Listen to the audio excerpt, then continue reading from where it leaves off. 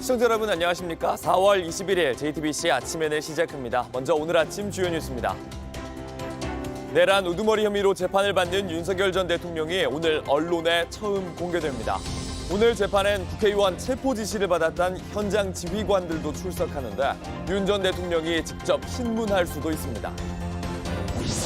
더불어민주당 영남권 대선 경선에서 이재명 후보가 90%가 넘는 득표율로 1위를 차지했습니다.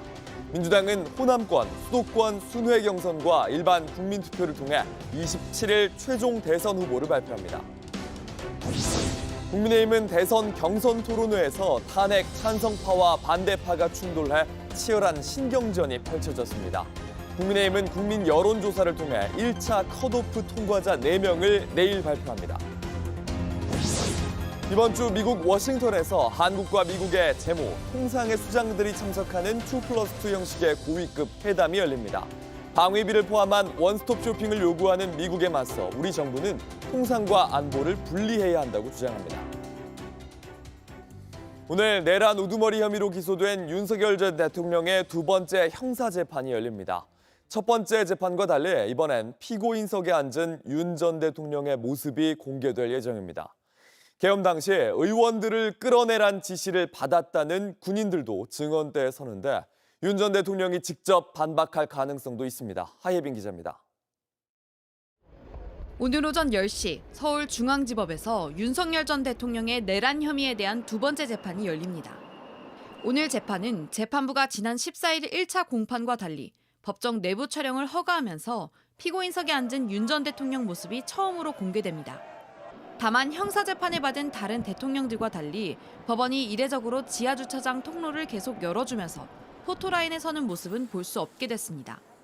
오늘 2차 공판에서는 검찰이 증인으로 신청한 조성현 육군 수도방위사령부 제1경비단장과 김영기 육군 특수전사령부 1특전대대장도 출석합니다. 앞서 이들은 12.3 비상계엄 당시 국회에서 의원들을 끌어내라는 지시를 받았다고 증언했습니다. 정확하게 워딩이 본청 안으로 들어가라, 국회의원을 끌어내라 이렇게 했단 말입니까? 그렇습니다. 내부로 들어가서 의원들을 끌어내라. 윤 전 대통령 측은 이들이 직접 대통령의 명령을 받던 고위급 인사가 아니라는 이유로 증인 채택에 반대해왔습니다.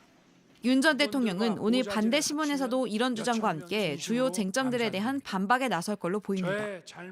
특히 탄핵 심판 때와 달리 직접 증인들을 신문할 수 있는 만큼 좀 더 적극적인 발언이 나올 수 있습니다. 또 절차적 문제를 항의하면서 재판이 1차보다 더 길어질 수 있다는 전망도 나옵니다. 재판부는 오늘 공판에서 각종 쟁점과 함께 증거와 증인 채택과 관련한 양측 의견을 추가로 들으며 2주에 3차례를 원칙으로 재판을 진행하겠다고 밝혔습니다. JTBC 하예빈입니다. 시작된 조기 대선 레이스에서 더불어민주당 이재명 후보가 압도적인 득표율로 앞서 나갔습니다. 이 후보는 영남권 순회 경선에서 90% 넘는 득표율로 1위를 기록했고 김경수, 김동연 후보가 뒤를 이었습니다. 황예린 기자입니다. 기호 1번 이재명 후보 득표수 66,526표, 득표율 90.81%입니다. 더불어민주당 영남권 권리당원들과 대의원들도 예상대로 이재명 후보의 손을 들어줬습니다. 윤석열 정권은 3년 내내 민주주의와 민생을 파괴하고 영남이 쌓아왔던 그 역사적 성과들을 배신했습니다. 옛 길을 버리고 번영의 새 길을 다시 만들어 가야 하지 않겠습니까? 선거인단 10만 3,350여 명 가운데 7만 3,255명, 70.88%가 투표해 90% 넘게 득표한 이 후보에 이어 김경수 후보가 5.93%, 김동연 후보가 3.26%를 얻었습니다.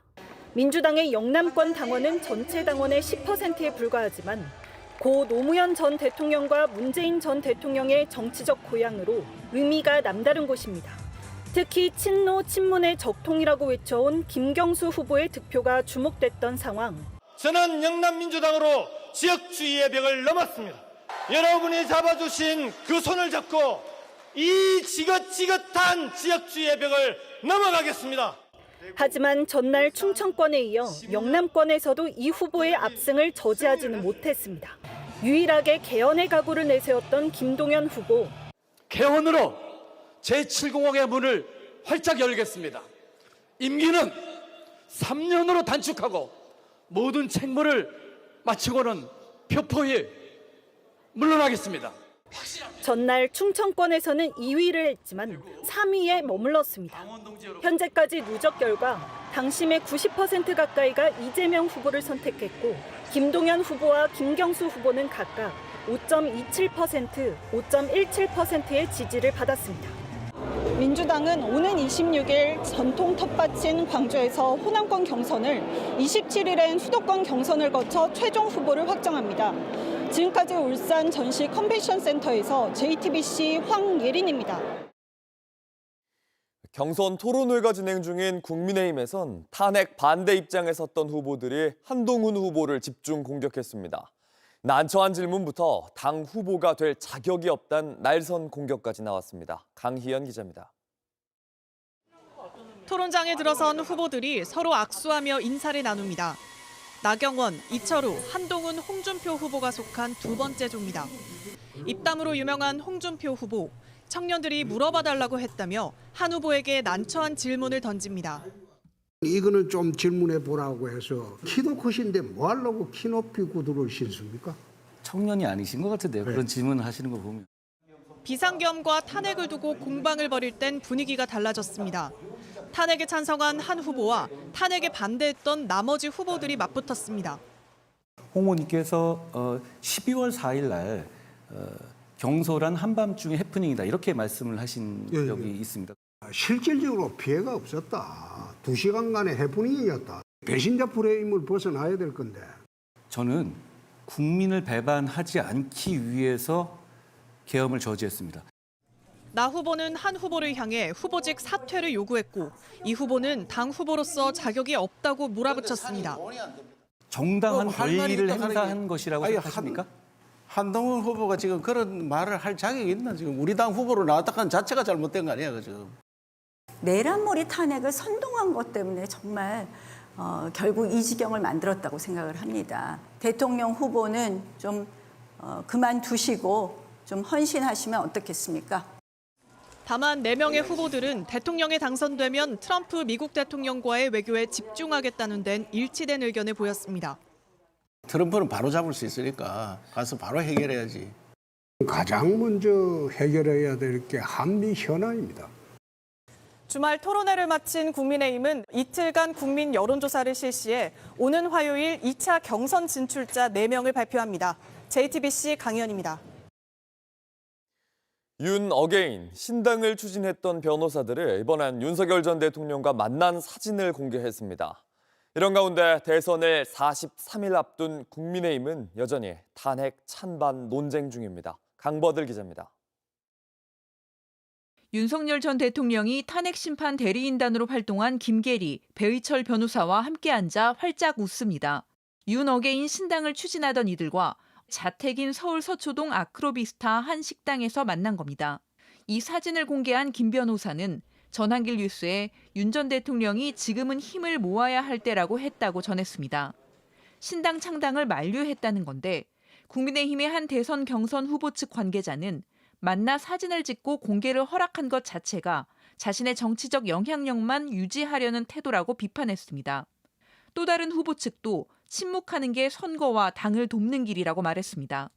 이런 가운데 강성 지지층을 이끌고 탄핵에 반대해온 자유통일당 정광훈 씨까지 대선 출마를 선언하며 국민의힘은 여전히 탄핵 찬반 논쟁에 갇힌 모습입니다. 대선 기간 내내 계엄 옹호당이라는 프레임에 발목 잡힐 뿐입니다. 안철수 후보는 김문수, 나경원, 홍준표 후보를 전 씨와 극우의 길에 함께했던 분들로 부르며 그 당에 가서 경선을 치르라고 비판했습니다. 김문수 후보 측은 반발했습니다. 이렇게 극우의 길이라는 것은 저는 우리 당을 극우로 칭하는 것 자체에 반대를 합니다. 당은 우리 당원들의 뜻이 가장 중요한 것이고 우리 당원들은 그 수많은 우리 당원들이 윤석열 대통령 탄핵에 반대하는 길에 나섰지 않습니까? 나경원 후보도 당원과 지지자들을 모욕하는 해당 행위라며 당을 떠나라고 요구했습니다. JTBC 강버들입니다.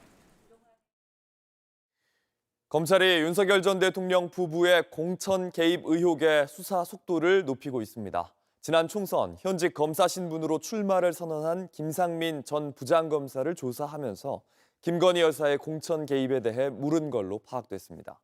검찰은 조만간 김 여사를 소환할 계획입니다. 윤정주 기자입니다. 공천 개입 의혹을 수사 중인 검찰 전담수사팀은 지난 18일 김상민 전 부장검사를 불러 조사했습니다. 김 전 검사는 지난해 총선을 앞두고 현직 검사 신분으로 출마를 선언해 논란이 된 인물입니다. 저는 저의 정치를 할 것입니다. 새로운 정치, 창원에서 시작하는 정치입니다. 검찰은 김 전 검사를 상대로 김건희 여사가 총선 당시 국민의힘 공천에 관여했는지 물은 걸로 전해졌습니다.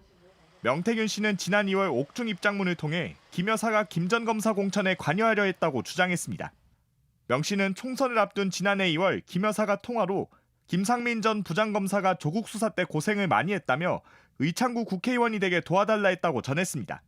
명 씨는 또 김 여사가 김영선 전 의원에게도 김상민 검사를 지원하라 했다며 선거 이후 장관이나 공기업 사장 자리를 준다고 했다고도 주장했습니다. 실제 명 씨가 주장한 김영선 전 의원과 김건희 여사 통한 날 김 전 의원은 창원 의창을 포기하고 김해갑 출마를 선언했습니다. 내일 아침에 그 컷오프 발표돼. 알겠습니다. 김영선 컷오프야. 여사가 직접 전화 왔어. 검찰은 지난 2월 이미 김 여사 측에 소환 조사가 필요하다는 뜻을 전한 만큼 조만간 소환 조사가 이뤄질 수 있다는 전망이 나옵니다. JTBC 윤정주입니다. 온라인에서 화제가 된 뉴스, 화제가 될 뉴스를 골라 전해드립니다. 아침엔 소셜픽입니다. 락밴드 콜드플레이의 내한 공연이 주말 사이 화제의 중심에 섰습니다. 2017년 이후 두 번째 내한 공연인데 공연은 이번 주까지 이어집니다. Every time Coldplay comes to South Korea, there is no president. However, I would like to suggest one person to be president of Korea, and that is our drummer, Mr. World Champion. You see, he's very kind, he's very firm, he's very strong. He's prepared to take on the dictators, but be fair to all people.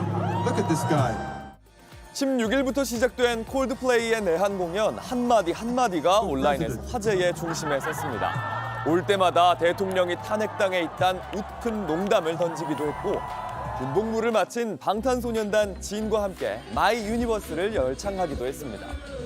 스탠딩석에선 관객들이 함께 원을 그리며 자유롭게 공연을 즐기는 이 모습도 화제였습니다.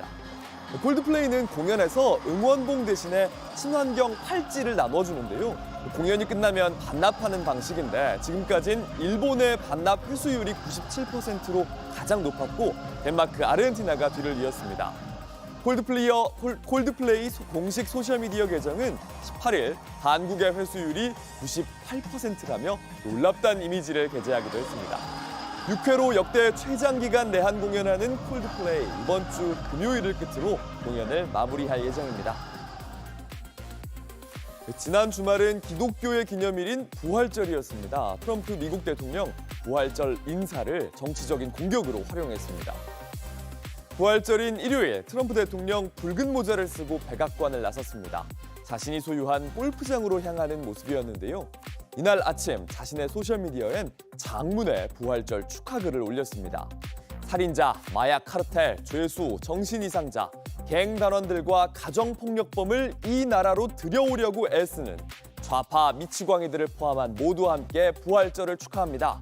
그러면서 바이든 전 대통령을 역대 최악의 무능한 대통령이라고 공격했습니다.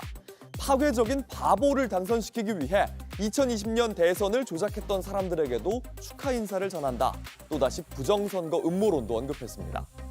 한편 벤스 부통령은 부활절에 바티칸에서 회복 중인 프란치스코 교황을 만났습니다. 지금까지 교황은 이민자 추방 같은 트럼프 행정부의 여러 정책에 대해 비판적이었는데요. 이 만남 이후 세계의 정치인들을 향해 두려움에 굴복하지 말라, 연대로 평화를 이루자는 메시지를 전하기도 했습니다. 메이저리그 LA 다저스의 오타니 쇼헤이가 딸을 출산해 아빠가 됐습니다. 일본에선 오타니가 예언을 현실로 만들었다며 화제입니다. 어제 오타니가 자신의 인스타그램에 올린 딸의 발 사진입니다. 건강하고 아름다운 딸을 낳아준 아내에게 감사한다. 너무나 불안하지만 설레는 부모로 만들어준 딸에게도 고맙다는 메시지도 남겼습니다. 팬들과 구단 관계자에게도 감사 인사 잊지 않았는데요. 일본에선 고등학교 시절 오타니가 세워둔 인생 목표가 다시 화제가 됐습니다. 후회 없는 인생을, 내 인생을 야구해. 고등학생 오타니가 써둔 인생 계획표엔 10대부터 70대까지의 미래의 목표가 적혀 있었는데요. 31살엔 딸 탄생이라고 적혔습니다. 올해 7월 생일이 지나면 오타니가 31살이 되기 때문에 예언을 이룬 거다 놀라워하고 있습니다.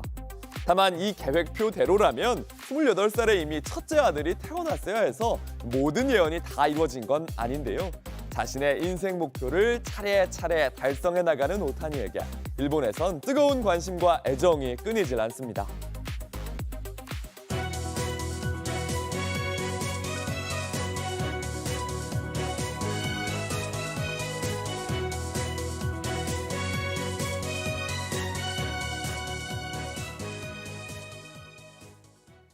이번 주 미국과의 본격적인 관세 협의가 시작됩니다. 양측의 재무와 통상수장이 한꺼번에 테이블에 앉는 2+2 형식입니다.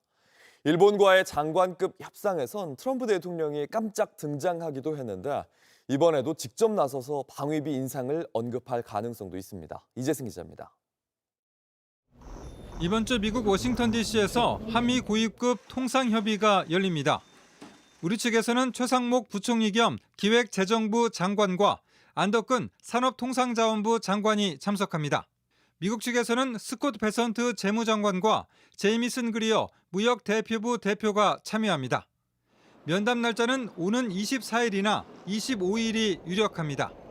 우리 정부는 미국이 부과한 25%의 상호 관세율을 낮추는 데 집중할 계획입니다.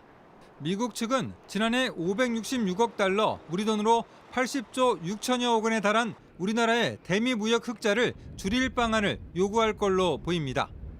이와 함께 주한미군 방위비 증액 문제까지 협의 테이블에 올릴 것으로 보입니다. 트럼프 대통령은 원스톱 쇼핑이라고 표현하며 무역과 산업, 안보까지 아우르는 포괄적 협상을 하겠다고 언급한 바 있습니다. 특히 한국의 방위비 분담금은 대선 후보 시절부터 트럼프 대통령의 주요 관심사였습니다. If I were there now, they'd be paying us $10 billion a year. And you know what? They'd be happy to do it. It's a money machine, South Korea. 이에 지난주 미일 장관급 협상 때처럼 트럼프 대통령이 돌연 전면에 나서 방위비를 언급할 가능성도 있습니다. 이와 관련해 우리 정부는 통상과 안보를 분리 대응하는 투트랙 방침을 강조해왔습니다. 정부는 관세 최소화를 위해 미국이 원하는 조선협력과 알래스카 LNG 사업 참여를 지렛대로 활용할 방침입니다. 안덕근 산업부 장관은 섣불리 타결하기보다 협의를 이어가겠다며 신중히 접근하겠다는 뜻을 밝혔습니다. JTBC 이재승입니다. 트럼프 미국 대통령이 관세 전쟁을 선포한 중국과 비공식 외교를 사실상 막고 있는 걸로 전해졌습니다. 시진핑 주석과의 담판을 염두에 둔 전략으로 보이는데 관세를 둘러싼 여론은 싸늘해졌습니다. 워싱턴 정강현 특파원입니다. 트럼프 대통령은 관세 정책을 일부 뒤집을 때마다 유연성을 강조해 왔습니다. 하지만 중국만은 예외였습니다. 상호 관세를 포함해 어떤 유예 조치도 받지 못했고 관세는 145%까지 가파르게 올랐습니다. 전격적인 관세 유예 조치에서 중국만 제외되면서 트럼프 대통령은 관세 전쟁의 전선을 중국으로 명확히 했습니다. 트럼프 대통령은 공개적으로는 중국과의 빠른 합의를 강조합니다. I think that we will make a deal with China. I think we've had some very good talks, but we will have some very good talks remaining. 하지만 속내는 다릅니다. 미국의 정치 전문 매체 폴리티코에 따르면 트럼프 대통령은 아예 중국과 협상하는 비공식 외교 채널을 막고 있는 것으로 전해졌습니다. 장기적으로 시진핑 주석과의 담판을 염두에 두고 압박 강도를 높이고 있다는 겁니다. 하지만 중국은 트럼프가 정상회담을 공개적인 쇼로 만들 것을 우려해 정상 간 담판엔 부정적인 것으로 전해집니다. 초고율 관세를 비롯한 잇따른 압박 조치에도 중국이 강경 대응하는 건 역시 같은 맥락으로 풀이됩니다. 我们敦促美方尊重事实和多边规则，立即停止错误的做法。中方将采取必要的措施，捍卫自身的合法权益。 이런 가운데 트럼프의 관세 정책을 둘러싼 비판 여론은 더 확산하는 모양새입니다. CNBC 여론조사에서 트럼프의 경제 분야 국정 수행을 지지하지 않는다는 응답이 55%에 달했습니다. 미국 국민 과반이 부정평가로 돌아섰지만 트럼프 대통령은 여전히 견디면 된다는 식의 주장을 굽히지 않고 있습니다. Again, there'll be a transition cost and transition problems, but in the end, it's going to be a beautiful thing. 워싱턴에서 JTBC 정강현입니다. 주말 동안 미국 전역에선 대대적으로 트럼프 미국 대통령에 반대하는 시위가 열렸습니다. 트럼프 행정부의 주요 정책을 비판하는 대규모 시위 2주 만입니다. 민주당 소속의 전임 대통령들도 일제히 트럼프 대통령을 비난했습니다. 조민중 기자입니다. 수천 명의 시민이 거리로 나섰습니다. 트럼프는 물러나라는 현수막과 성조기를 들고 백악관을 향합니다.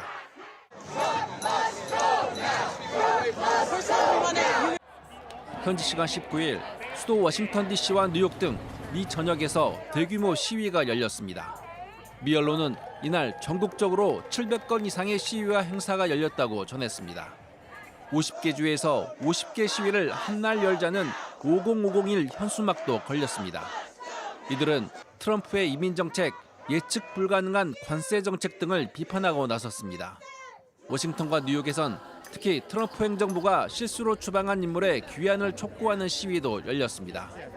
전임 대통령들도 트럼프 비판에 나섰습니다. 조 바이든 전 대통령은 트럼프 행정부가 사회보장제도를 파괴하고 있다고 주장했습니다. They want to wreck it so they can rob it. Why do they want to rob it? In order to deliver huge tax cuts to billionaires and big corporations and keep it going.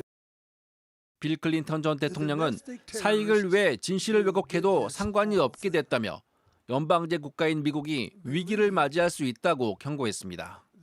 버락 오바마 전 대통령도 지난 3일 민주주의에서 가장 중요한 직책은 시민이라며 트럼프 행정부에 맞서 우리가 나서야 한다고 했습니다. 워싱턴 포스트는 이처럼 민주당 소속 전임 대통령들이 후임자를 공개적으로 비판하지 않는다는 미국 정계 관례를 깨고 일제히 트럼프 대통령을 비난했다고 보도했습니다. 그러면서 이런 비판이 미국 정치사에서 이례적인 일이라고 했습니다. JTBC 조민주입니다.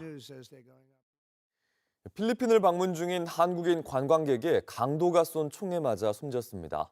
외교부는 현지 시각 20일 필리핀 관광지인 앙헬레스에서 한국인 관광객이 오토바이를 탄 2인조 강도가 쏜 총에 맞아 숨졌다고 밝혔습니다.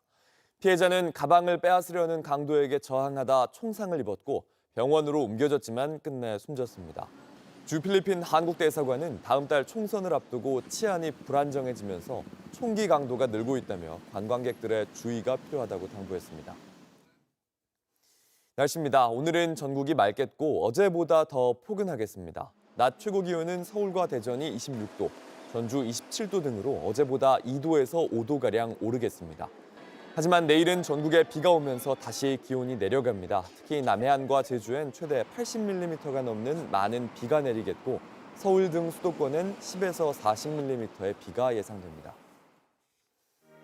JTBC 아침 NL 마칩니다. 내일도 7시 반에 아침을 열겠습니다. 시청해주셔서 감사합니다.